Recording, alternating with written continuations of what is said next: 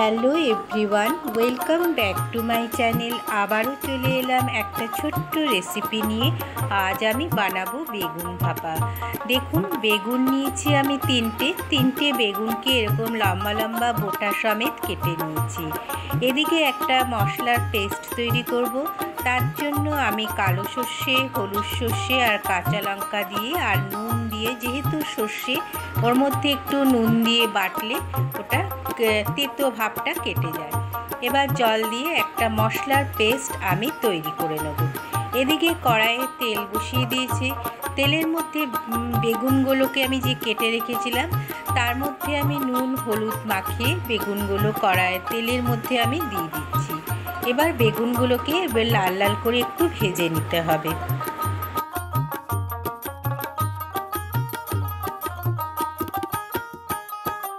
আমার বেগুনগুলো ভাজা হয়ে গেল, প্রত্যেকটা বেগুনই।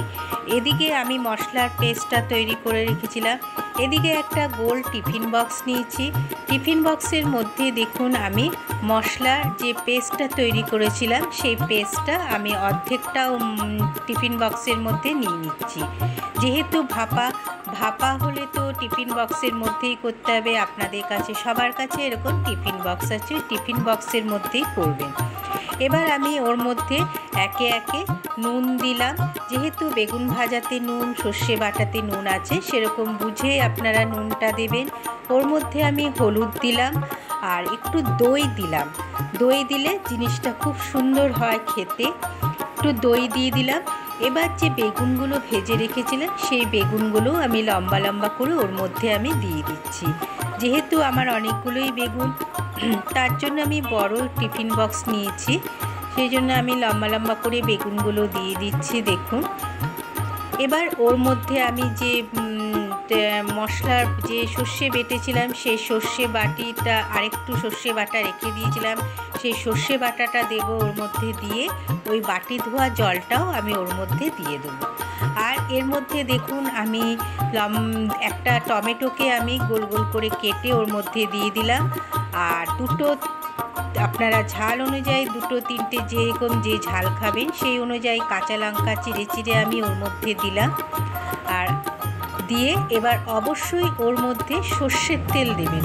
দেখুন আমি মশলা বাটি ধোয়া জলটাও দিয়ে দিলাম। দিয়ে ওর মধ্যে সর্ষের তেল দেবেন। বেগুন ভাপা করতে গেলে অবশ্যই সর্ষের তেল ব্যবহার করবেন। সর্ষের তেলের পরিমাণটা একটু বেশিই লাগে, যেহেতু একটা ঝাঁঝ থাকে সর্ষের তেলে, ওটাই খুব সুন্দর লাগে ভাপাতে। দেখুন আমি সর্ষের তেল দিয়ে দিলাম বেশ অনেকটাই। দিয়ে একটু চামচ দিয়ে ভালো করে ওপর নিচ করে দিতে হবে, যাতে মশলাগুলো এদিক ওদিক হয়ে যায়। এবার ঢাকা দিয়ে আমি কড়াইয়ের মধ্যে জল বসিয়ে দিয়েছি। জলের মধ্যে ওই টিফিন বক্সটা বসিয়ে দেবো। রেডি হয়ে গেল আমার। দেখুন আমার এবার সব রেডি হয়ে গেল।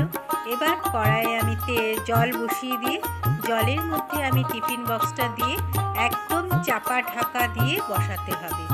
এবার 20 মিনিট, আমি 10 মিনিটের পর আমি ওটাকে দেখলাম যে আমার অনেকটাই বেশ জলটা শুকিয়ে গেছে। জলটা শুকিয়ে যাওয়ার পর আমি নামিয়ে রেখেছিলাম। রাখার পর ঠান্ডা হওয়ার পর আমি টিফিন বক্সটা খুললাম। দেখুন আমার বেগুন ভাপা রেডি হয়ে গেল। পুরনো বন্ধুদের জানাই অনেক অনেক ভালোবাসা। নতুন বন্ধুরা যারা আমার চ্যানেলটাকে এখনও সাবস্ক্রাইব করনি, অবশ্যই সাবস্ক্রাইব করে আমার পাশে থেকো আর নোটিফিকেশন বেলটা অন করে দিও। যখনই কোনো ব্লগ বা ভিডিও দেব তোমাদের কাছে আগেই পৌঁছে যাবে। তাহলে আমার এই বেগুন ভাপা ছোট্ট রেসিপিটা কেমন লাগলো লাইক কমেন্ট করে জানাবে। তাহলে আজ আসি, টাটা।